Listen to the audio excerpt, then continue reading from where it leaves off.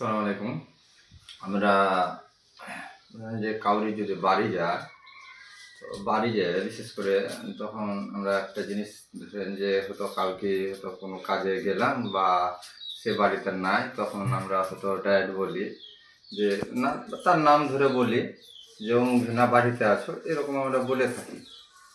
যে তো বা তার দুয়ার খোলা থাকলে আমরা ঘরে প্রবেশ করি। তো আমরা আমরা হয়তো বাইরে কারো ওকে চিনি আর জানি, ওটা আলাদা সম্পর্ক। তো ওর বাড়িতে মহিলা আছে, মা আছে, বোন আছে বা আরও কেউ আছে। আমরা এইসব জিনিসটা আমরাকে দূরে থাকতে হবে। তার কারণ আমরাকে দুয়ারে যাওয়ার আগে প্রথম দিতে হবে মুসাফা দিতে হবে, আসসালামু আলাইকুম।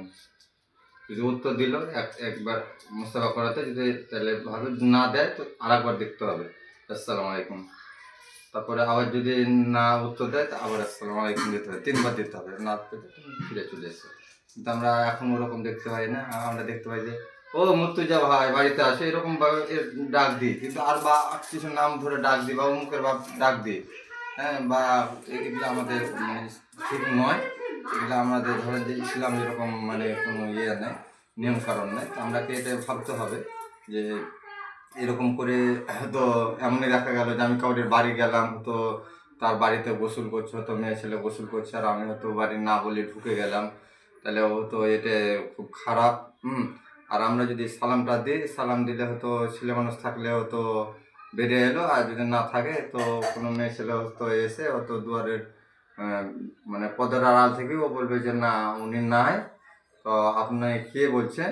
তো উনি জিজ্ঞাসা করলো, তারপরে ঠিক আছে আপনার বাড়ি বা উনি এসেছিলো, এরকম আমরা বলবো।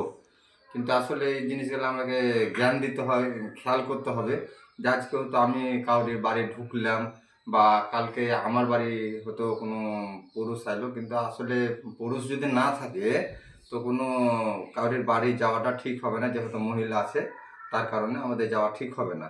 তো এই জিনিসগুলো আমরা যদি না ধ্যান দিয়ে থাকি, দেখলে আমরা জিনিস বহুত বড় ভুল করছি।